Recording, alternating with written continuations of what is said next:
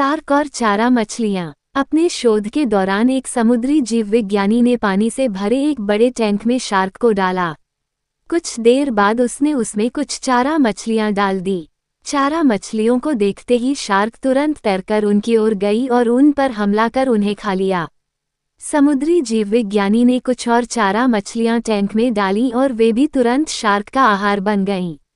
अब समुद्री जीव विज्ञानी ने एक कांच का मजबूत पारदर्शी टुकड़ा उस टैंक के बीचों बीच डाल दिया।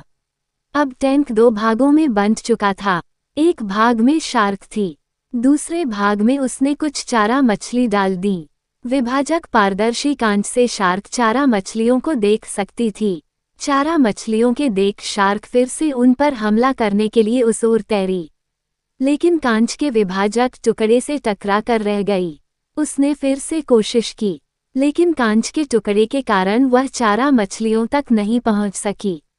शार्क ने दर्जनों बार पूरी आक्रामकता के साथ चारा मछलियों पर हमला करने की कोशिश की, लेकिन बीच में कांच का टुकड़ा आ जाने के कारण वह असफल रही। कई दिनों तक शार्क उन कांच के विभाजक के पार जाने का प्रयास करती रही, लेकिन सफल न हो सकी।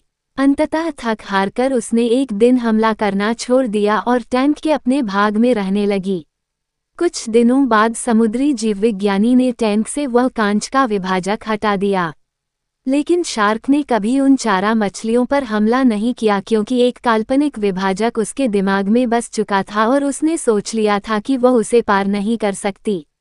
जीवन में असफलता का सामना करते करते कई बार हम अंदर से टूट जाते हैं और हार मान लेते हैं। हम सोच लेते हैं कि अब चाहे कितनी भी कोशिश कर लें, सफलता हासिल करना नामुमकिन है और उसके बाद हम कभी कोशिश ही नहीं करते, जबकि सफलता प्राप्ति के लिए अनवरत प्रयास आवश्यक है। परिस्थितियां बदलती रहती हैं, इसलिए अतीत की असफलता को दिमाग पर हावी न होने दें और पूरी लगन से फिर मेहनत करें। सफलता आपके कदम चूमेगी।